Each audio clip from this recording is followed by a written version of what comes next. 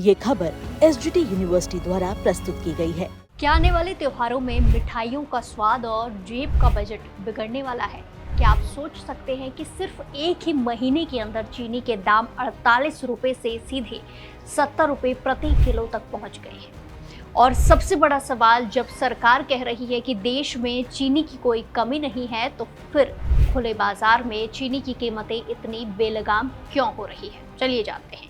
रक्षाबंधन, गणेश चतुर्थी, दशहरा और दिवाली जैसे बड़े त्योहार सर पर हैं। घरों में मिठाइयों और पकवानों की तैयारियां शुरू होने वाली है, लेकिन इस त्योहारी सीजन से ठीक पहले आम आदमी की रसोई पर महंगाई का एक बहुत बड़ा झटका लगा है।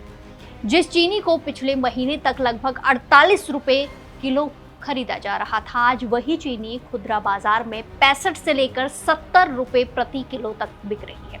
यानी सीधे सीधे 17 से 22 रुपए प्रति किलो का जोरदार झटका। आज के इस वीडियो में हम आपको बताएंगे कि आखिर अचानक चीनी के भाव में ये आग क्यों लगी है। क्या इसके पीछे सरकार की एथेनॉल नीति है, जमाखोरों का खेल है, या फिर कोई और बड़ी वजह है? चलिए जानते हैं।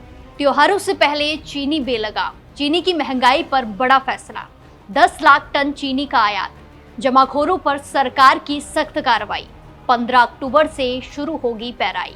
त्योहारी सीजन के आते ही बाजार में चीनी की मांग बहुत तेजी से बढ़ती है। अगस्त से लेकर नवंबर के बीच देश भर में चीनी की सबसे ज्यादा खपत होती है, लेकिन इस बार त्योहारों की शुरुआत से पहले ही खुदरा दुकानों पर चीनी के दाम आसमान छूने लगे हैं।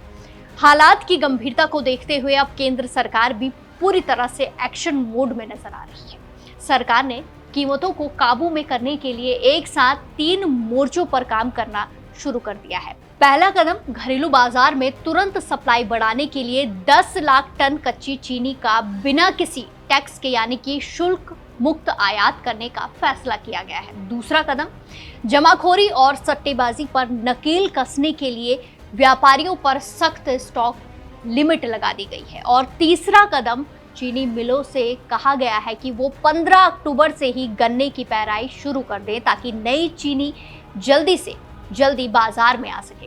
अब सवाल उठता है कि जब देश में चीनी की इतनी किल्लत दिख रही है, तो इसके पीछे असली वजह आखिर है क्या? सरकार का कहना है कि तेजी किसी वास्तविक कमी की वजह से नहीं, बल्कि कुछ चीनी मिलों और बड़े कारोबारियों की मुनाफाखोरी और सट्टेबाजी का नतीजा है।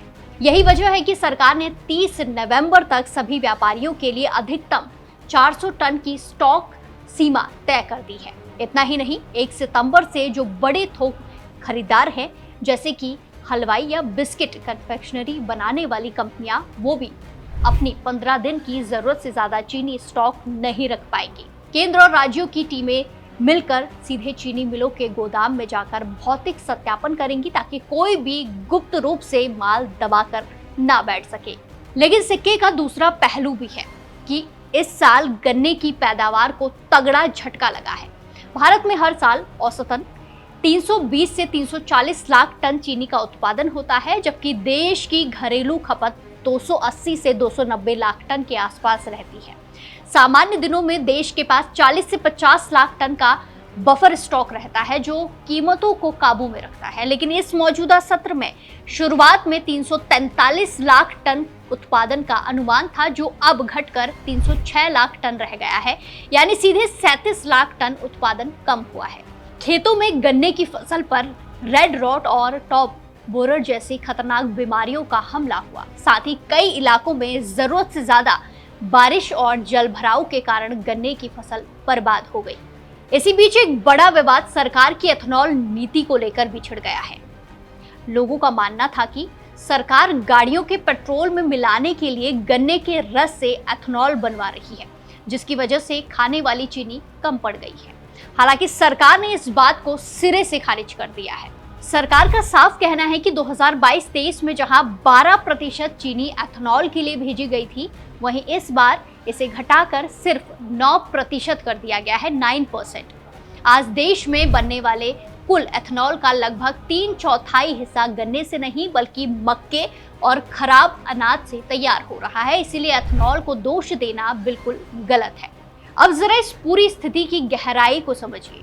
अंतर्राष्ट्रीय बाजार में भी चीनी की स्थिति बेहद ज्यादा नाजुक बनी हुई है। पूरी दुनिया में आने वाले दिनों में करीब 33 लाख टन चीनी की कमी का अनुमान जताया जा रहा है। ग्लोबल मार्केट में चीनी के दाम $474 प्रति टन से उछलकर $552 प्रति टन पर पहुंच चुके हैं, यानी 2 महीने से भी कम समय में 16% से ज्यादा की तेजी देखने को मिली है।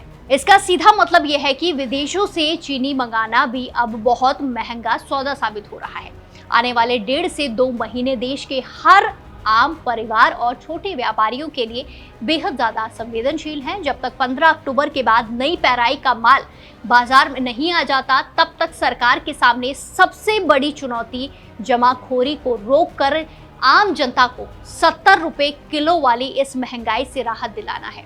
अगर ये कड़े नियम समय पर जमीन पर लागू नहीं हुए तो इस त्योहारी सीजन में आम आदमी की जेब का बजट और ज्यादा बिगड़ सकता है। तो क्या आपके शहर में भी चीनी के दाम बढ़ चुके हैं? आपके इलाके में आज चीनी किस भाव में मिल रही है?